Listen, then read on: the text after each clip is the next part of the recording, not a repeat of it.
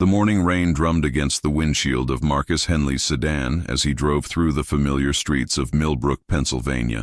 12 years had passed since he'd last seen these tree-lined avenues, the modest homes with their front porches and American flags, the steeple of St. Matthew's Methodist Church rising above the canopy of maples that gave the town its name.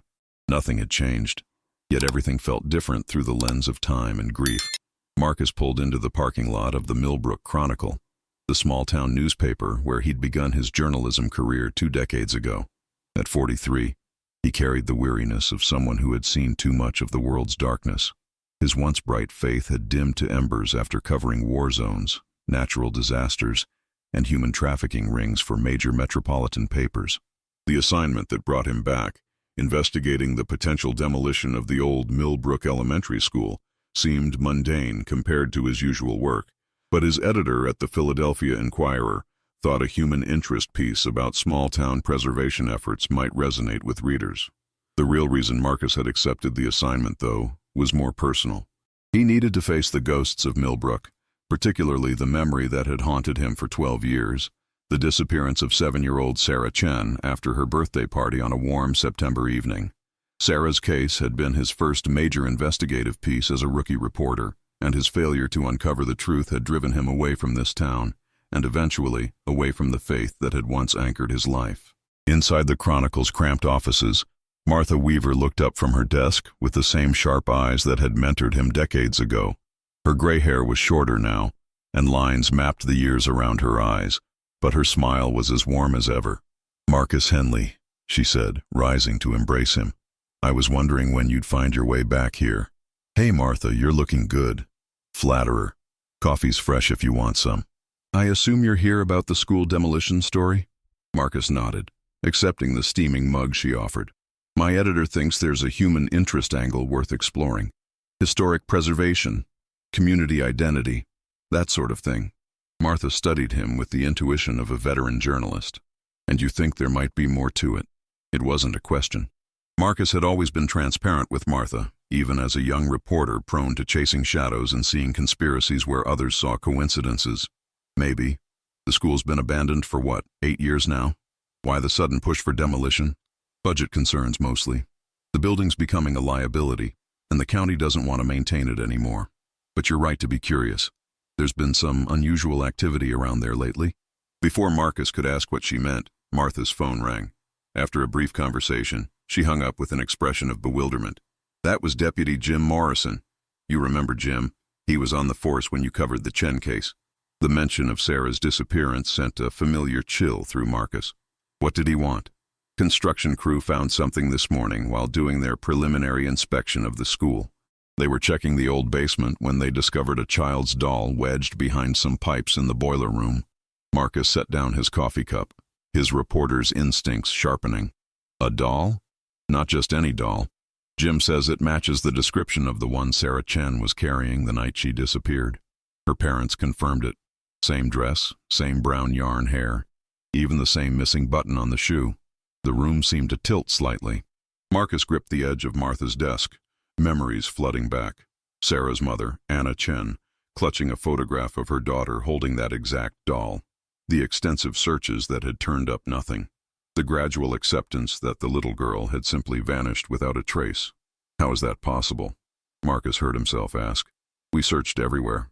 The school, the surrounding area, the woods behind the playground. There was no evidence she'd ever been there. That's what makes it so strange. The doll was found in a section of the basement that was supposedly searched thoroughly at the time. Jim wants to talk to you, actually. He remembered how invested you were in the case. 20 minutes later, Marcus stood in the parking lot of Millbrook Elementary School, staring up at the 3-story brick building that had educated generations of local children. Broken windows stared back like empty eye sockets, and ivy had begun to claim the walls. The playground equipment had been removed years ago, leaving only rectangular patches of bare earth where swing sets and slides had once stood. Deputy Jim Morrison approached from the building's main entrance, his uniform crisp despite his 60-plus years. He'd been a sergeant when Sarah disappeared, young enough to take the case personally, old enough to handle it professionally. The years had silvered his temples and deepened the lines around his eyes, but his handshake was still firm. "Marcus, Been a long time. Too long, Jim. Martha told me about the doll. Want to see it? They entered the school through the main doors, their footsteps echoing in the empty hallways. The building smelled of dust and decay, with hints of the childhood scents that had once filled these spaces. Crayons, paste, cafeteria food. Sunlight filtered through dirty windows, casting geometric shadows across the linoleum floors. The basement stairs creaked as they descended. Industrial fluorescent lights flickered to life, revealing a maze of pipes, electrical panels, and storage areas. In the far corner, near the old boiler, several sections of concrete had been broken away to expose the building's infrastructure. Construction crew was checking for asbestos and lead paint, Jim explained. That's when they found this. He led Marcus to a card table where the doll lay in an evidence bag. Even through the plastic, Marcus recognized it immediately. The doll was about 18 inches tall, with a faded blue dress and brown yarn hair. One of its black button shoes was missing, just as Anna Chen had described to him years ago. "How did we miss this?" Marcus asked, voicing the question that had been gnawing at him since Martha's call. "That's what I keep asking myself." The search was thorough. We had dogs, volunteers, state police assistants. This section of the basement was on the grid, but Jim paused, shaking his head. "The thing is, that section was walled off back then." "Walled off?" "Yeah. There was a concrete partition here, put up sometime in the 1980s when they renovated the heating system. We checked the accessible areas, but this space behind the wall wasn't considered part of the search grid. The construction crew had to break through to get to the pipes." Marcus stared at the doll, his mind racing. "So someone would have had to break through that wall, place the doll, and then reseal it?" "That's one possibility. The other is that the doll was placed there before the wall was built, but that doesn't make sense with our timeline. Sarah disappeared in September 2012. The renovation work was completed in 1987. A cold certainty settled in Marcus's chest. "Jim, I think we need to talk to the construction crew, and we need to take another look at the original case files." "Already ahead of you." "But Marcus," Jim's expression grew serious, "you know this is going to reopen old wounds. The Chen family, the community. Everyone's made their peace with not knowing what happened to Sarah. Are you prepared for what we might find?" Marcus looked around the basement, at the shadows and hidden spaces, at the doll that had somehow waited 12 years to be discovered. He thought about the faith he'd lost, the questions that had driven him away from Millbrook, the sense that some truths were too important to remain buried. "I have to know, Jim. We owe it to Sarah. We owe it to her family." That afternoon, Marcus sat in the Chronicle's archives, surrounded by boxes of newspapers and case files. Martha had given him access to everything they had on Sarah Chen's disappearance, and Jim had shared copies of the police investigation files. As he read through the reports, witness statements, and search records, the details of that September night came flooding back. Sarah Chen had turned 7 on September 15, 2012. Her parents, Anna and David Chen, had thrown a birthday party at their home on Elm Street, inviting neighborhood children and their families. The party had been a success. Cake, games, presents, and laughter filling the Chen's backyard until just after sunset. According to witness statements, Sarah had been playing with her new doll, a gift from her grandmother, when her mother called everyone inside for cake. In the chaos of gathering children and corralling them to the dining room, no one noticed that Sarah hadn't come in with the others. It wasn't until Anna Chen went looking for her daughter that anyone realized she was missing. The initial search had been immediate and intensive. Parents and neighbors scoured the yard, the house, and the surrounding streets. When Sarah couldn't be found after 2 hours, the police were called. By midnight, every available officer in the county was involved in the search. Marcus remembered arriving at the scene around 1 a.m., having been awakened by a call from the Chronicle's police scanner. Even as a young reporter, he'd been struck by the organized chaos of the search effort. Police officers with flashlights, volunteers with dogs, state police helicopters with spotlights sweeping the area. The elementary school had been one of the first locations searched. It was only 3 blocks from the Chen house, and the playground was a natural place for a child to wander. But the search had turned up nothing. No sign of Sarah. No evidence she'd ever been there. As the days turned into weeks, the investigation expanded. Police interviewed registered sex offenders in the area, checked traffic cameras, and followed up on dozens of tips and reported sightings. The FBI became involved, treating the case as a potential kidnapping. But every lead went nowhere. Every tip led to a dead end. Marcus had thrown himself into the story with the passion of a young journalist determined to make a difference. He'd interviewed neighbors, reviewed police procedures, even conducted his own searches of the areas around the school. But like everyone else, he'd found nothing. The case had gradually faded from the headlines, though the Chen family never stopped hoping for answers. Anna Chen had become an advocate for missing children, while David had thrown himself into his work as a high school math teacher. They'd never had other children, never moved away from Millbrook, never stopped waiting for their daughter to come home. Now, 12 years later, Sarah's doll had emerged from a wall in the school basement, like a message from the past. Marcus spread out the search grid maps from 2012, comparing them to his memories of the building's layout. The section where the doll was found had indeed been walled off, but there had been access points, maintenance panels, and service corridors that could have been overlooked in the urgency of the initial search. His phone buzzed with a text from Jim Morrison. "Construction crew available to talk. Can you meet at the school at 4 p.m.? Marcus packed up the files and headed back to the school. The construction crew consisted of 4 men from a regional demolition company, led by a foreman named Carlos Mendez. They stood in the basement, surrounded by their equipment and the evidence of their morning's discovery. "We've been doing this kind of work for 15 years, Mendez explained. "We know how to spot things that don't belong. That doll, it wasn't just sitting there. It was wedged deep behind the pipes, like someone had pushed it back as far as it would go." "Any idea how long it might have been there?" Marcus asked. "Hard to say exactly, but the dust patterns suggest it's been there for years. Maybe not the full 12, but definitely not recent." One of the other workers, an older man named Pete, spoke up. "There's something else, though. When we were breaking through that wall, we found something weird." "What kind of weird?" "The concrete wasn't original. I mean, the wall was from the 1980s renovation. But there was a section, maybe 3 feet wide, that had been patched more recently. Different concrete, different technique. Probably sometime in the 2000s, I'd guess."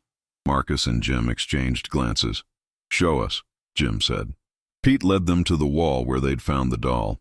Even to Marcus's untrained eye, the difference in the concrete was visible once it was pointed out.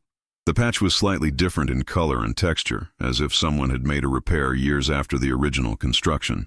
"Could someone have broken through the wall, placed the doll, and then patched it up again?" Marcus asked. "Definitely possible," Carlos replied. "Wouldn't take professional equipment, just some concrete mix and basic tools, but they'd need access to the building and enough time to let it cure properly." Jim made notes in his pad. "I'll need to get a forensics team down here. This whole area is now a potential crime scene." As they climbed back to the first floor, Marcus's mind was churning with possibilities. Someone had hidden Sarah's doll in that basement, either shortly after her disappearance or years later. But why? What was the purpose of concealing evidence that could have been crucial to the investigation? Outside the school, Marcus noticed a figure standing at the edge of the parking lot. A woman in her 60s with silver hair and a worn coat. She was staring at the building with an expression of deep sadness. "That's Eleanor Whitman," Jim said quietly. "She was the principal here when Sarah disappeared. Retired a few years later, never really got over what happened." Marcus approached Eleanor, introducing himself and explaining why he was there. Her eyes filled with tears when he mentioned the doll. "I've carried the guilt of that night for 12 years, she said.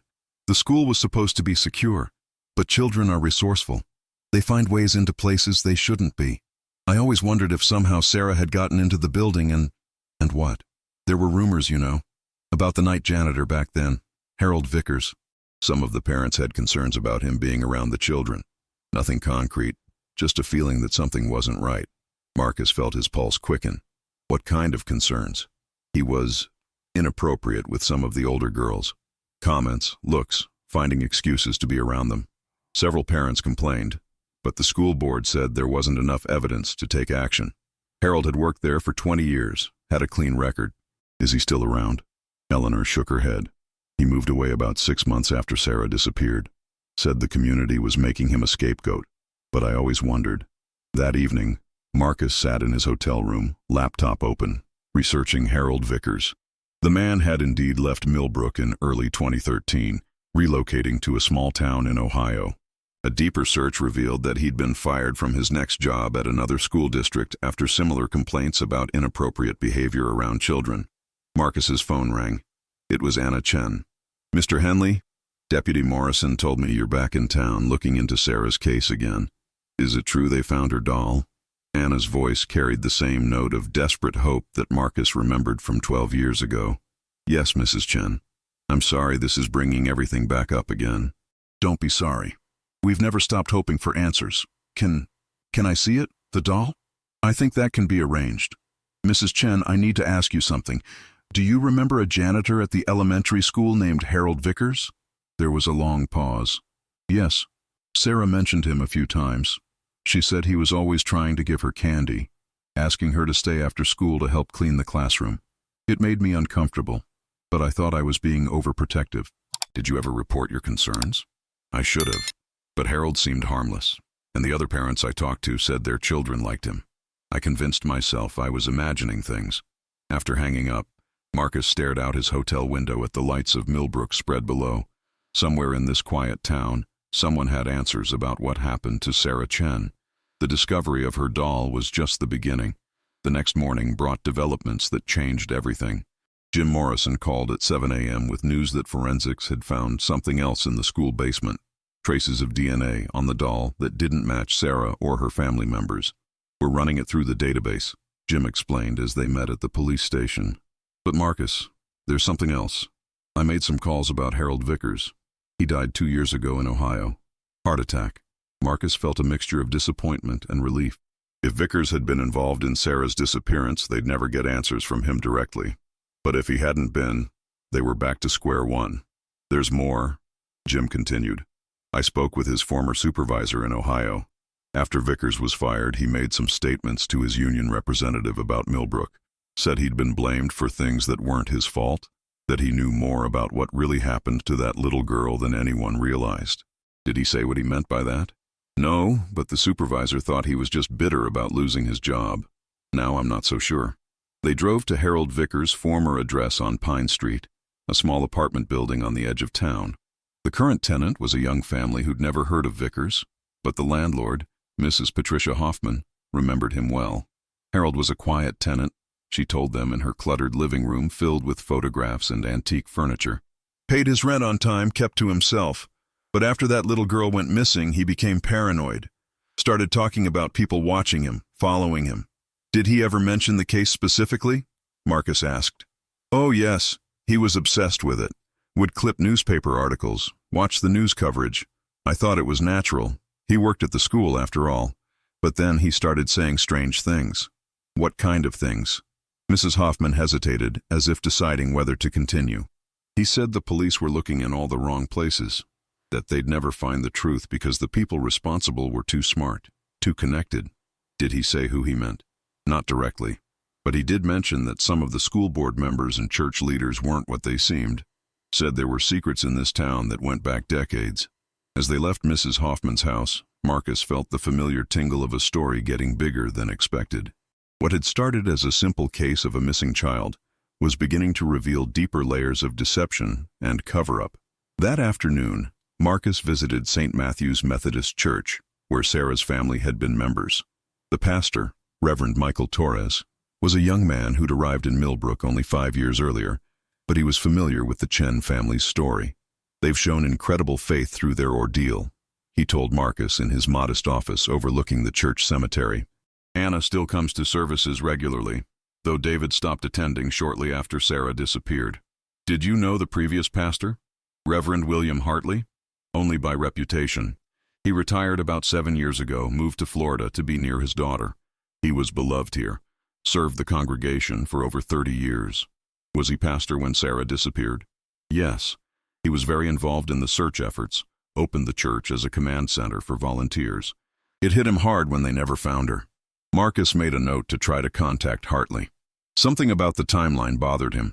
The way people connected to the case had left town or changed their circumstances in the years following Sarah's disappearance.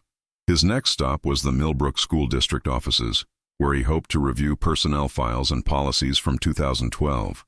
The current superintendent, Dr. Lisa Chang, was cooperative but cautious about sharing confidential information. "I can tell you that we've always taken safety seriously," she assured him. "But you have to understand, 12 years ago, Our security measures weren't as comprehensive as they are today. What about Harold Vickers? Were there ever formal complaints filed against him? Dr. Chang checked her computer. I see several informal concerns noted in his file, but no formal disciplinary action. The notes suggest parents were worried about his interactions with female students, but there were never any allegations of inappropriate contact. Who was on the school board in 2012? Let me see. She pulled up another file. The board chair was Robert Mitchell.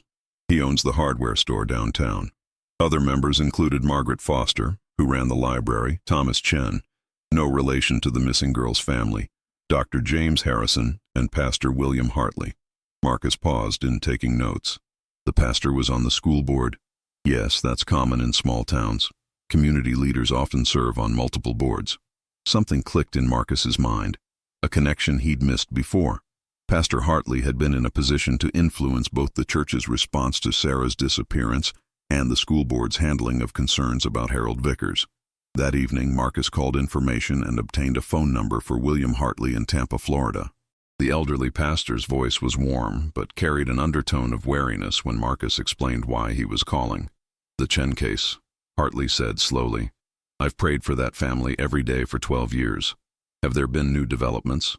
Marcus explained about the discovery of the doll. There was a long silence before Hartley responded. I always feared this day would come. The day when the past would catch up with the present. What do you mean by that, Reverend? Another pause. Mr. Henley, there are things about Sarah's disappearance that I've carried in my heart for years, things I should have spoken about at the time, but I convinced myself that protecting the living was more important than justice for the dead. Marcus's grip tightened on the phone. Are you saying you know what happened to Sarah? I know more than I told the police, more than I told her parents. I've lived with that guilt every day since. Will you tell me? Not over the phone. If you're serious about finding the truth, you'll need to come to Florida. But be warned, what I have to say will change how you see people you trust, people this community has always respected. Marcus booked a flight to Tampa that night.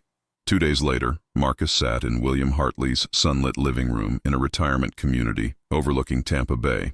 The former pastor was 81 years old, with white hair and gentle eyes that couldn't quite meet Marcus's gaze. His wife Margaret served coffee and then discreetly withdrew, leaving the two men alone. I've rehearsed this conversation 1,000 times. Hartley began, his hands trembling slightly as he lifted his coffee cup. But I've never found the courage to have it. What happened that night, Reverend? Hartley stared out the window at the bay. To understand what happened to Sarah, you need to understand what was happening in Millbrook in the months before her disappearance. There were financial irregularities in several community organizations. Money that should have been there wasn't. What kind of organizations? The school district's building fund, the church's renovation account, the town's emergency services budget. Small amounts at first, easy to overlook or explain away. But over time it added up to several $100,000. Marcus leaned forward. Who was taking the money? That's where it gets complicated. The thefts weren't the work of one person.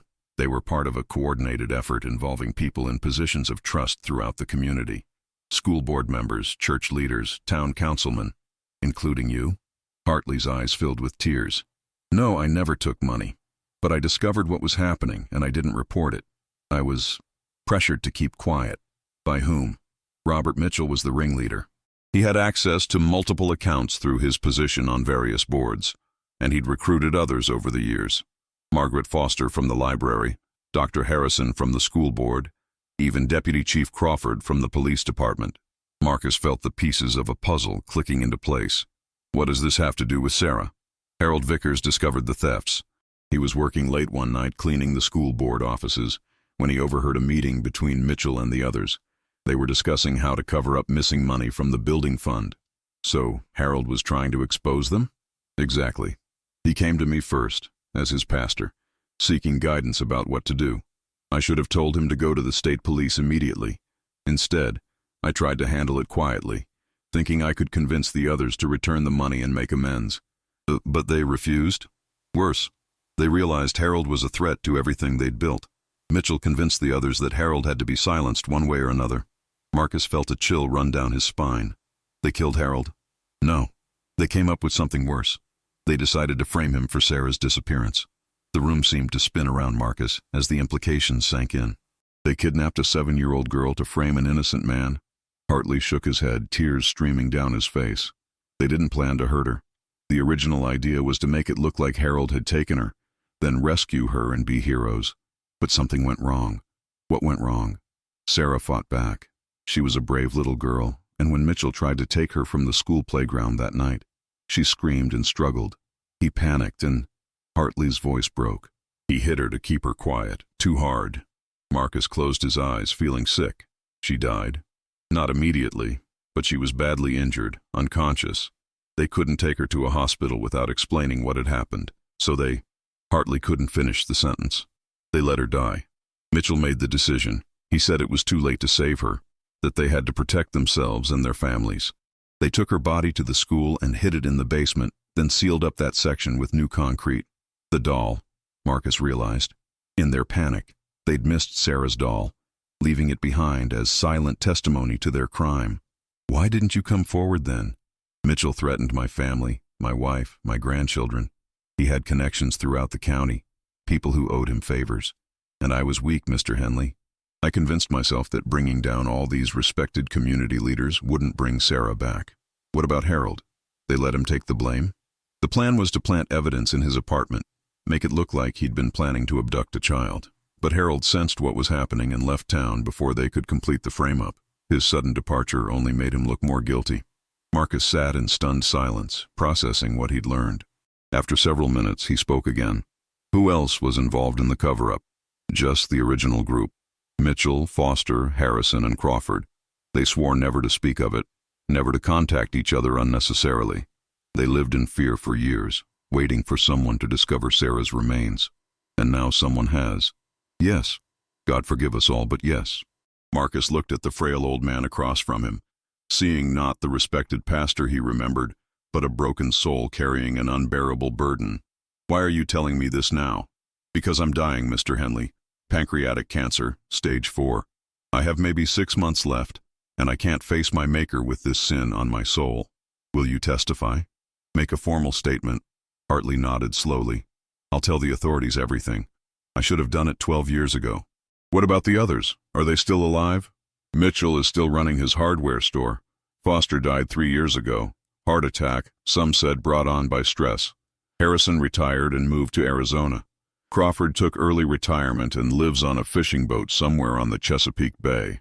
Marcus spent another hour recording Hartley's detailed confession, then called Jim Morrison with the news.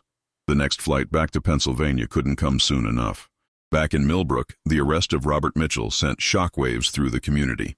The respected hardware store owner and longtime civic leader was taken into custody on charges of kidnapping, manslaughter, and conspiracy. His stunned denial fooled no one. Hartley's confession was too detailed, too specific to be fabricated. Dr. James Harrison was arrested at his home in Scottsdale, Arizona, while former Deputy Chief Crawford was found living on his boat in Annapolis, Maryland. All 3 men initially maintained their innocence, but faced with Hartley's testimony and the physical evidence from the school basement, their stories began to crack. The most difficult moment came when Jim Morrison and Marcus accompanied Anna and David Chen to the basement of the old elementary school. Using ground-penetrating radar and careful excavation, forensics teams had located Sarah's remains exactly where Hartley had said they would be. Anna Chen collapsed against her husband's chest when they brought up the small bones, wrapped in the remnants of a birthday party dress. 12 years of hope and uncertainty came to an end in that dusty basement, replaced by the terrible finality of truth. The funeral service for Sarah Chen was held on a crisp October morning at St. Matthew's Methodist Church. The sanctuary was packed with townspeople who had searched for her, prayed for her, and never forgotten her. Reverend Torres delivered a sermon about justice, forgiveness, and the mysterious ways that truth eventually emerges from darkness. Marcus sat in the back, watching Anna and David Chen say goodbye to their daughter at last. The investigative reporter in him felt satisfaction at solving the case, but the man he was underneath felt only sadness for the years of pain that could have been avoided if people had chosen courage over cowardice. After the service, Marcus walked through the town cemetery, past the headstones of generations of Millbrook residents. Some were marked with simple dates and names, others with elaborate inscriptions about lives well lived and faith rewarded. Sarah's grave would join them soon, but her marker would tell a different story, of innocence betrayed by those trusted to protect it. At the cemetery's edge, near a grove of oak trees, Marcus found himself face to face with Margaret Foster's headstone. The former librarian had died before her role in Sarah's death was revealed, taking her secrets to the grave. He wondered if she'd found peace in her final years, or if guilt had eaten away at her heart like cancer. "Complicated feelings?" a voice said behind him. Marcus turned to see Reverend Torres approaching, still wearing his funeral vestments. "I keep thinking about all the people who were hurt by what happened," Marcus replied. "Not just Sarah and her family, but Harold Vickers, whose reputation was destroyed by their lies. The community members who were made to feel suspicious of each other, even the perpetrators' own families, who had to live with the consequences of their choices. Evil has a way of spreading like ripples in a pond," Torres agreed. "But so does truth, once it's finally released. Do you think the community can heal from this?" "With time and faith, yes. What happened here was a betrayal of the worst kind, but it doesn't define who we are as a people. The same community that produced those criminals also produced hundreds of volunteers who searched for Sarah, neighbors who supported her family, and people like you who never stopped seeking the truth." Marcus nodded, feeling something shift inside him, a loosening of the cynicism that had hardened around his heart over the years of covering humanity's darker impulses. That evening, Marcus sat in his hotel room typing his story for the Philadelphia Inquirer. But this wouldn't be just another true crime piece about corruption and cover-ups. It would be about the price of silence, the power of persistence, and the way that truth, like water, always finds a way to the surface. As he wrote, Marcus found himself thinking about faith, not the naive trust he'd carried as a young man, but something deeper and more resilient. The faith that had sustained Anna Chen through 12 years of uncertainty. The faith that had finally compelled William Hartley to confess his sins. The faith that allowed a community to look honestly at its failures and begin the work of healing. The next morning, Marcus visited Harold Vickers' grave in a small cemetery outside town. The headstone was simple, bearing only his name and dates. There were no flowers, no visitors, just the lonely rest of a man who'd been wrongly accused and died far from home.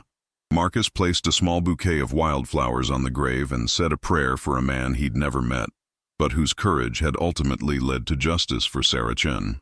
On his final day in Millbrook, Marcus met with Anna and David Chen at their home on Elm Street. The house looked exactly as it had 12 years earlier, frozen in time like a shrine to their lost daughter. But something had changed in the couple themselves, a subtle relaxation of the tension they'd carried for so long. "We can finally grieve properly," Anna explained as they sat in the living room where Sarah's birthday party photos still adorned the mantel. "For 12 years, we've been suspended between hope and despair, never able to fully accept her loss. Now we can." "What will you do now?" Marcus asked. "We're going to travel," David said, speaking more than Marcus had heard from him in years. "We've put our lives on hold, afraid to be happy, afraid to move forward. Sarah wouldn't have wanted that. We're also establishing a foundation," Anna added, "to help other families of missing children, to push for better investigation procedures, to make sure no other child disappears without every resource being brought to bear." As Marcus prepared to leave Millbrook for what might be the last time, he drove past the elementary school one more time. Construction crews were already at work, not demolishing the building as originally planned, but renovating it into a community center. The basement where Sarah had been hidden would become a children's library, a place of learning and joy rising from a site of tragedy. The irony wasn't lost on him. The truth that had been buried for 12 years had ultimately prevented the building itself from being buried under demolition rubble. On the drive back to Philadelphia, Marcus found himself taking a detour past St. Matthew's Methodist Church. Sunday morning services were just ending, and parishioners streamed out into the autumn sunlight, shaking hands with Reverend Torres and chatting with neighbors. For the first time in years, Marcus felt the pull of worship, the desire to be part of something larger than himself. He didn't stop, not yet, but he made a mental note of the service times. Faith, he was beginning to understand, wasn't about having all the answers. It was about trusting that truth would eventually emerge, that justice would find its way, and that even in the darkest places, light could break through. As Marcus drove toward his new life, he carried with him the memory of a 7-year-old girl whose birthday party had ended in tragedy, but whose story had finally been told. Sarah Chen was at peace now, and so was the truth she had been waiting 12 years to reveal. Behind him, Millbrook began the long process of healing, guided by the knowledge that sometimes the most important mysteries aren't the ones we solve, but the ones that solve us, revealing who we really are and who we can choose to become. The girl who vanished after her birthday party was finally home, and in her homecoming, a community had found its way back to faith, truth, and the possibility of redemption. Thank you for reading this story of mystery, faith, and redemption.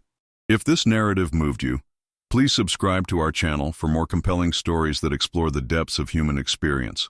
Don't forget to hit the like button if you enjoyed Sarah's story, and share your thoughts in the comments below. Your engagement helps us continue bringing these important stories to light.